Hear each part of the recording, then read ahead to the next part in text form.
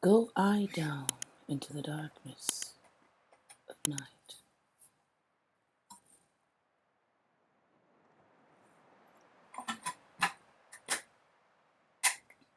Emerald Tablet 2.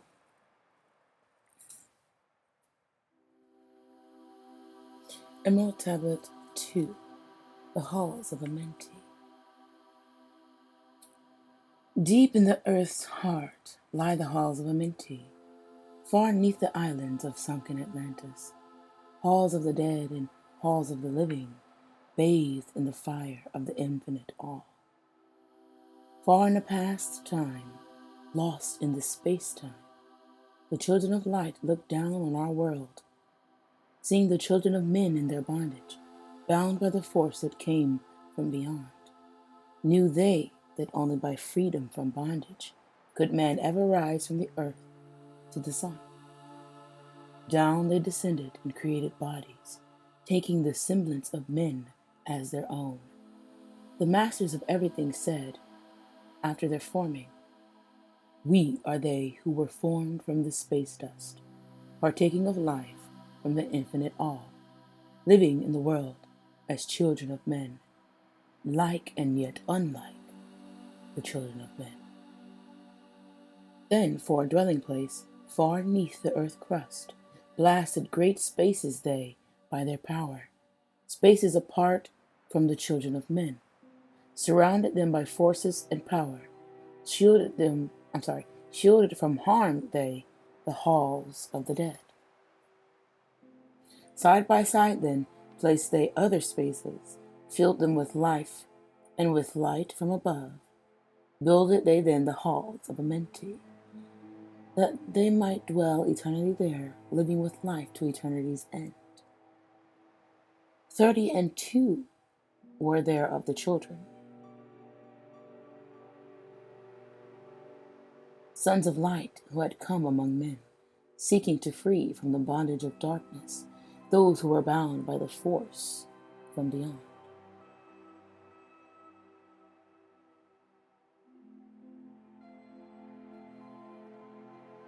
The halls of Amenti sounds like a hollow earth, what it would look like, or inner earth, center of earth.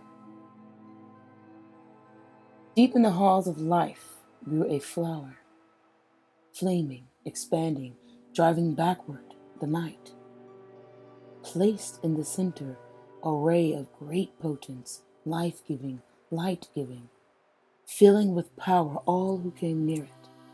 Placed they around it thrones, 2 and 30, places for each of the children of light.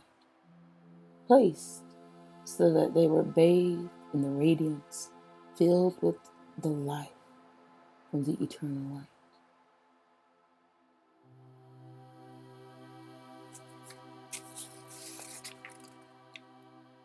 There time after time placed they their first created bodies, so that they might be filled with the spirit of life.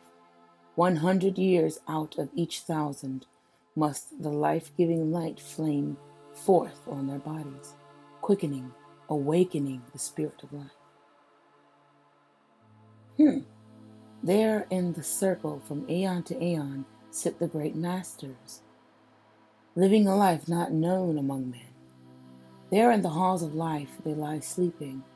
Free flows their soul through the bodies of men. Time after time, while their bodies lie sleeping, incarnate they in the bodies of men, teaching and guiding onward and upward, out of the darkness into the light. There in the hall of life, filled with their wisdom, known not to the races of man, living forever neath the cold fire of light,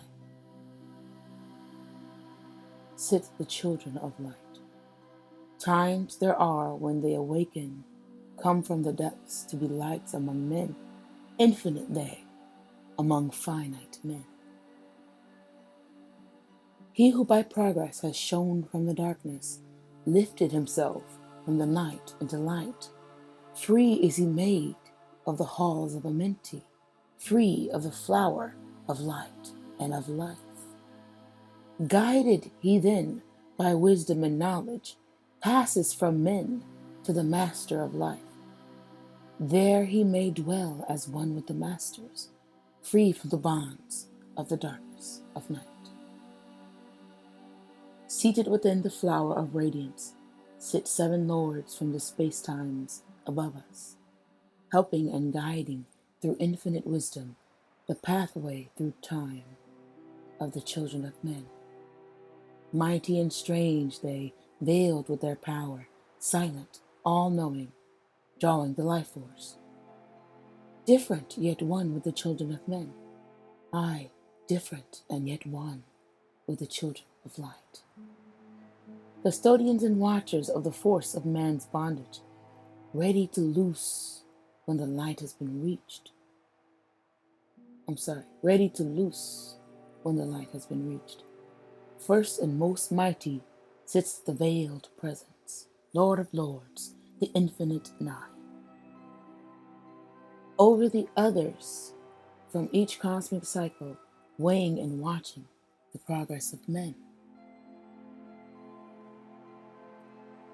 So there are 9 custodians, and then there are the 32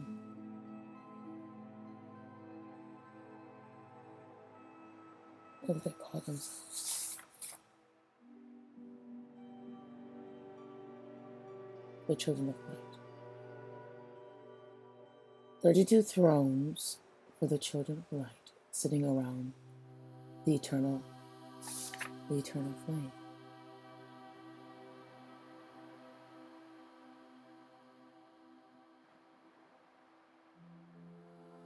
First and most mighty sits the veiled presence, Lord of lords, the infinite nine. Over the others from each cosmic cycle, weighing and watching the progress of men. Under he sit the lords of the cycle.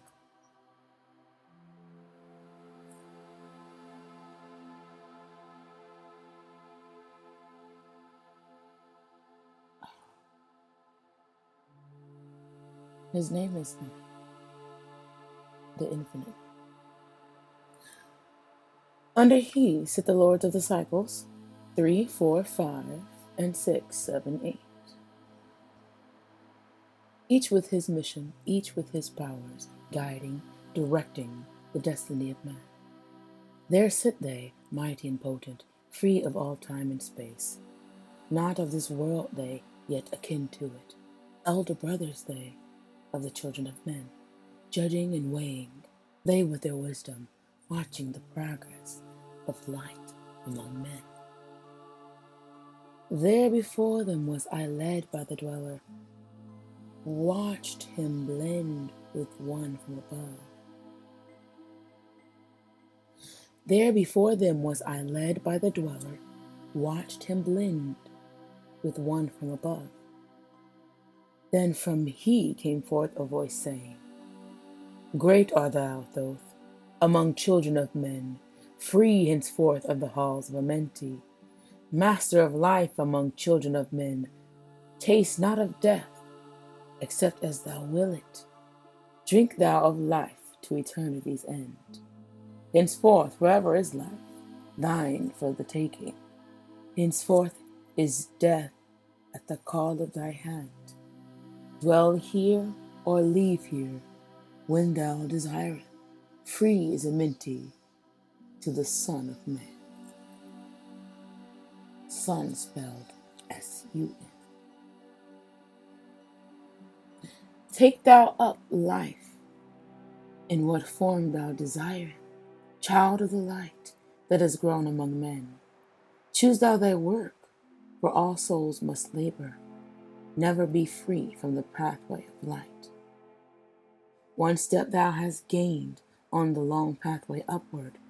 Infinite now is the mountain of light. Each step thou takest but heightens the mountain. All thy progress but lengthens the goal. Approach ye ever the infinite wisdom, ever before thee recedes the goal. Free are ye made now of the halls of Amenti, to walk hand in hand with the lords of the world, one in one purpose, working together, bringers of light to the children of men.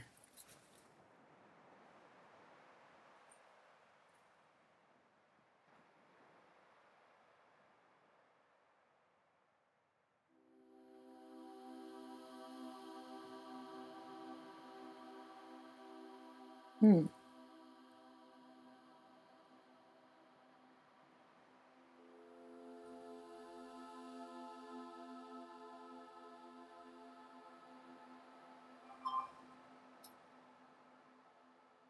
Then from hid then from hid throne came one of the masters, taking my hand and leading me onward through all the halls of the deep hidden land. Led he me through the halls of Amenti, showing the mysteries that are known not to man. Through the dark passage, downward he led me into the hall where sits the dark death. Vast as space lay the great hall before me, walled by darkness, but yet filled with light. Before me arose a great throne of darkness, veiled on it seated a figure of night. Darker than darkness sat the great figure, dark with the darkness not of the night. Before it then paused the Master, speaking the word that brings about life, saying, O Master of darkness, guide of the way from life unto life, before thee I bring a son of the morning. Touch him not ever with the power of night. Call not his flame to the darkness of night. Know him and see him, one of our brothers, lifted from darkness into the light. Release thou his flame from its bondage, free let it flame through the darkness of night. Raised then the hand of the figure, forth came a flame that grew clear and bright, rolled back swiftly the curtain of darkness, unveiled the hall from the darkness of night. Then grew in the great space before me, flame after flame, from the veil of the night. Uncounted millions leaped they before me, some flaming forth as flowers of fire. Others there were that shed a dim radiance, glowing but faintly from out of the night. Some there were that faded swiftly, others that grew from a small spark of light, each surrounded by its dim veil of darkness, yet flaming with light that could never be quenched. Coming and going like fireflies in springtime, filled they the space with light and with light. Then spoke a voice mighty and solemn, saying, These are lights that are souls among men, growing and fading, existing forever, changing yet living through death into life. When they have bloomed into flower, reached the zenith of growth in their life, swiftly then send I my veil of darkness, shrouding and changing to new forms of life, steadily upward throughout the ages, growing, expanding into yet greater flame, lighting the darkness with yet greater power, quenched yet unquenched by the veil of the night. So grows the soul of man ever upward, quenched yet unquenched by the darkness of night. I, death come, and yet I remain not, for life eternal exists in the all, only an obstacle I in the pathway, quick to be conquered by the infinite light. Awaken, O flame that burns ever inward, flame forth and conquer the veil of the night. Then, in the midst of the flames and the darkness, grew there one that drove forth the night, flaming, expanding, ever brighter, until at last was nothing but light. Then spoke my guide, the voice of the Master. See your own soul as it grows in the light, free now forever from the Lord of the night. Forward he led me through many great spaces, filled with the mysteries of the children of light. Mysteries that man may never yet know of, until he too is a son of the light. Backward then he led me into the light of the hall of the light. Knelt I then before the great masters, lords of all, from the cycles above. Spoke he then with words of great power, saying, Thou hast been made free of the halls of Amenti. Choose thou thy work among the children of men. Then spoke I, O great master, let me be a teacher of men, leading them onward and upward, until they too are lights among men, freed from the veil of the night that surrounds them, flaming with light that shall shine among men. Spoke to me then the voice, Go as ye will, so be it decreed. Master are ye of your destiny.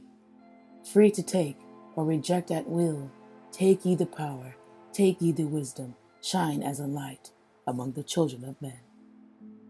Upward then led me the dweller, dwelt I again among the children of men, teaching and showing some of my wisdom, son of the light, a fire among men. Now again I tread the path downward, seeking the light in the darkness of night. Hold ye and keep ye, preserve my record, guide shall it be to the children of men. That is the end of Tablet 2.